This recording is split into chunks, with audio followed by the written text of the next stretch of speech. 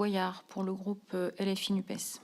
Oui, merci Madame la Présidente. Merci beaucoup à vous pour ces informations très intéressantes. Moi, j'ai une question à vous poser parce qu'on entend régulièrement le gouvernement poser une thèse qui est celle que si jamais vous avez autant de chômeurs longue durée ou même de chômeurs tout court, c'est parce que le montant des aides est trop élevé et que donc du coup il y aurait certaines personnes qui auraient un intérêt à rester plutôt dans une situation de chômage plutôt que devoir retourner vers un emploi. Au fond, moi, j'ai jamais trouvé une seule étude qui donnait, qui prouvait que cette thèse était réelle.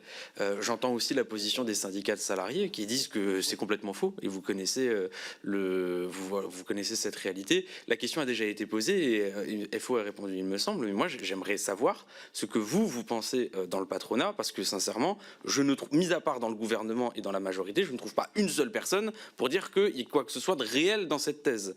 Donc, est-ce que vous pensez que si jamais aujourd'hui, et particulièrement pour les seniors, vous avez du chômage longue durée, c'est parce que le montant des aides est trop élevé? Et donc du coup, que pensez-vous des différentes déclarations qui ont été faites par Bruno Le Maire et aussi par Gabriel Attal dans son discours de politique générale? Merci. Alors, allez-y.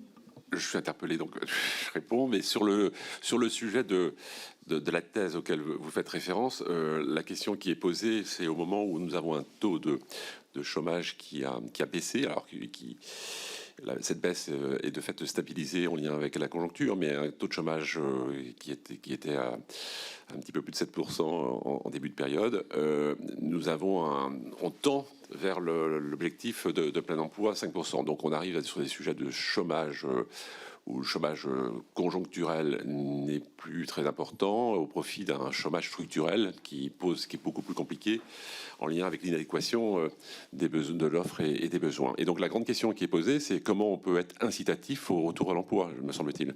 Et donc comment fait-on alors qu'il y a 400 000, 500 000 emplois non pourvus au titre de l'activité économique, il y a des mesures qui soient prises pour inciter au retour à l'emploi le plus rapidement possible. C'est ça l'enjeu, me semble-t-il, qui est posé avec cette question de nouvelles réformes de l'assurance chômage souhaitée par l'exécutif. Merci. Oui, monsieur Riccardo. Je vais être assez rapide, Jean-François, pour te laisser la suite. Pour le dire assez simplement, à Bruno Le Maire, la CFDT répond que l'assurance chômage est gérée par la ministre du Travail. Donc du coup, ça nous semble être de bon ton dans la période à venir que les questions de dialogue social soient bien respectées. Et du coup, notre interlocuteur est le ministère du Travail sur ces questions-là. Et au Premier ministre, la CFDT dit qu'elle s'opposera toujours aux paroles accusatoires, que ce soit en direction à un moment des immigrés ou à un autre moment des demandeurs d'emploi qui seraient responsables de leur situation. La situation dans le monde du travail est beaucoup plus complexe que des éléments de langage de cette nature-là. Oui, et puis la pression, c'est juste pour essayer de combler des emplois non pourvus avec des qualités de rémunération et de conditions de travail déplorables.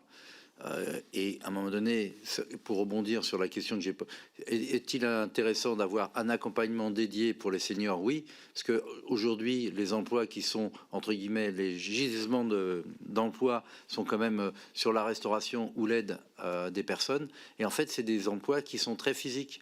Et donc, suivant l'âge, les jeunes, on peut comprendre à la limite qu'ils puissent le prendre, indépendamment du reste. Mais si vous prenez une personne, plus elle est entre guillemets avancée en âge, plus vous allez encore l'abîmer davantage et faire en sorte que ça se passe très mal. Donc, c'est juste pour combler, c'est un délire intellectuel, puisqu'en fait, là, ça veut dire juste frapper sur les plus faibles. C'est tout.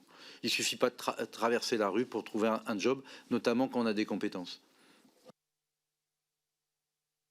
Merci. Oui, allez-y. Ouais, alors, pour et faux, clairement, être au chômage c'est pas un choix. Et c'est ce qu'on dit et on revendique depuis le départ. Et effectivement, l'interlocuteur pour l'assurance chômage et le travail, c'est le ministre du Travail. Je sais bien que Bruno Le Maire a tendance à vouloir être le ministre de tout, mais il y a un ministre du Travail. Merci. La parole est à Madame Karine Lebon pour le groupe GDA.